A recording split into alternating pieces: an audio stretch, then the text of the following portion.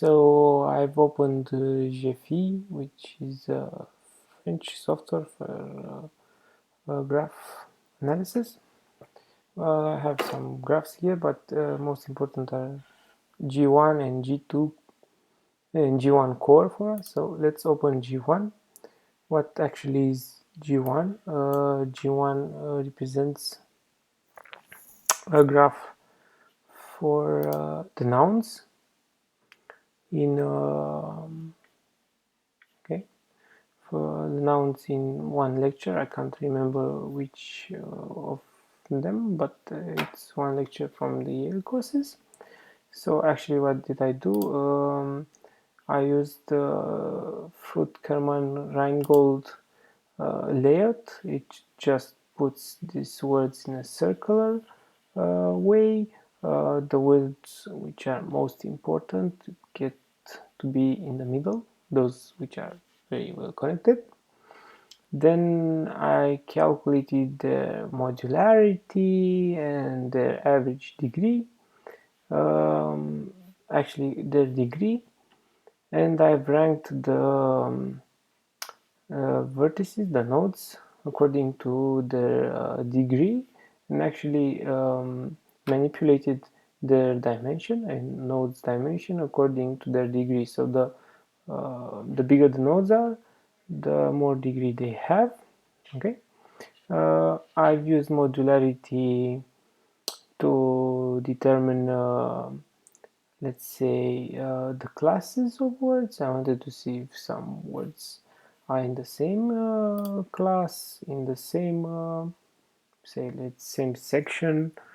I can't find the word now. Okay, so let's see what are these words. This word is poetry. So yeah, it's from the English course. Yeah, I remember now. This is kind. So actually, poetry and kind are from the same class. So maybe they appear oftenly. This is poem. This is Eliot. This is image. So all these words, nodes which are bigger than the other, are possible representatives, let's say, for the keywords. That's actually what algorithm 2 does. It creates this graph for every lecture, then does a sorting based on page rank, not on degree, but it's some kind the same, not actually the same, but almost. And then it gives us the 10, 20, 50, depends on how many keywords do we want to extract. So this is how method 2 works. Remember that these are only nouns and how they are interconnected among them. And then I wanted to show you that from this graph actually we can extract puzzles, but first let's see which are the most important words in this graph. Okay, so my Java virtual machine isn't that its best. Okay, let's make by degree. So poetry, kind, poet, poem, image, idiot, book, magazine, language, word, grain, sense, and so on. So if you say the first 3 keywords, it will be poetry, kind, and poet. If you say the first 5, poetry, kind, poet, poem, and image. Okay. How can we extract actually puzzle from here? We can do it quite simple.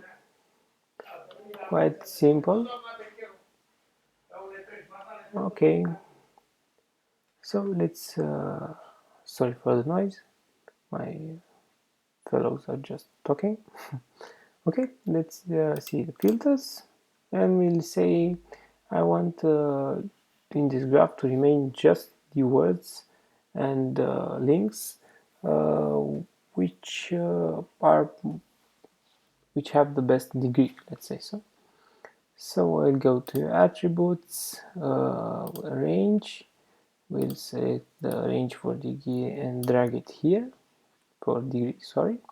We see that the range for degree is from 0 to 65, so there are nodes with 0 links and nodes with 65 links.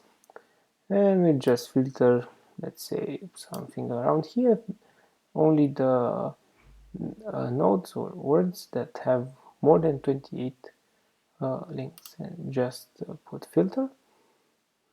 Okay, so now we have a smaller graph with some nodes. Let's see which are these nodes. So it's poetry, it's kind, it's poet, it's poem, it's image, Iliad, it's a book, it's a magazine. So we have 3, 6, 8. But if you want to get more words in the puzzle, we can just filter this thing down. Okay, let's say 24, and you've seen that more words appear. How can we create a puzzle from here? Let's say that every node, every word becomes a puzzle piece, and we start from the topmost, let's say, keyword according to degree, and this is, I believe, this one. And we say for this piece of the puzzle, we'll just get the 4 most important links. Let's say they are these ones, okay, because a piece of puzzle can have just 4 interconnections, or a traditional piece of puzzle. We just keep these 4, okay, and put those 4, let's say, from the north, the east, the west, and the south. Then recursively for each of these pieces of um,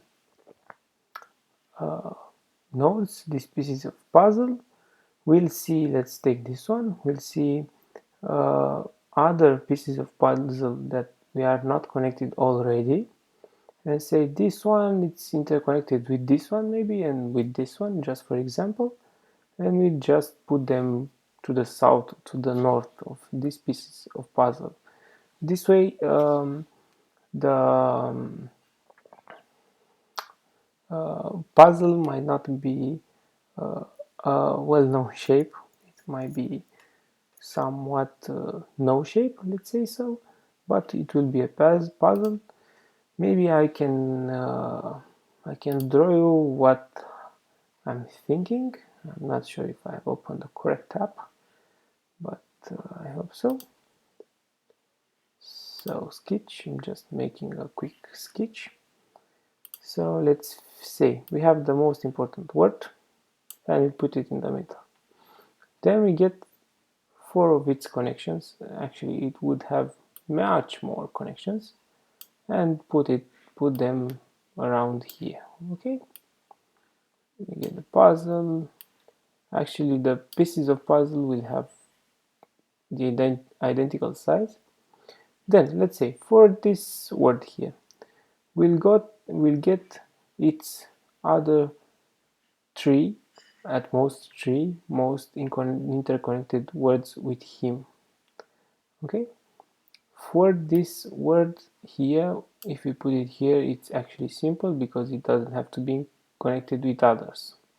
Okay, but in here we'll have to find a word that it's connected with this one and with this one, but this is easy to find in graph. You just have to find the road from here to here that passes through another node, so it's easy.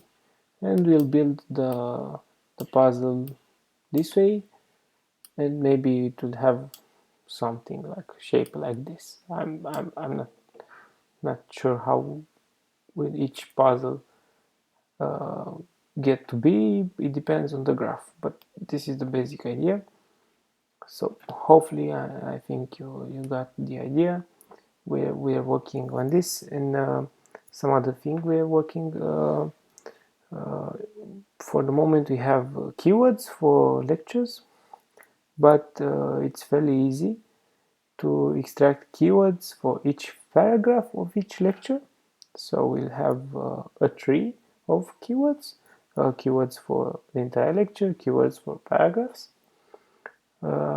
It's actually easy to modify the current program because, as I said, I'm parsing each paragraph at a time, so I'll just have to get the results for each paragraph and not for the entire lecture. Okay, and I'm working also on getting the tree-like image of words, but this is some kind of tricky. I have kind of way to do this. Let's say that if we have word A and word B in a lecture, word A appears 100 times and word B 50 times, and from time to time word A and B appear one near each other. Okay, so let's say 25 times A and B are together. A appears 100 times and B 50 times. It's kind of obvious that word B tends to be under word A. Why? Because word A appears more oftenly, word B is not as often, and when word B appears, there's actually a good probability that word A appears. So this is the idea. If we find a word which appears very oftenly together with another word, but that other word appears not that often with that word, it should be under that word, let's say, in a tree. So it would be its father. I hope I have explained all my ideas. I'll get to some work to put them in practice. So that's all. Have a pleasant night.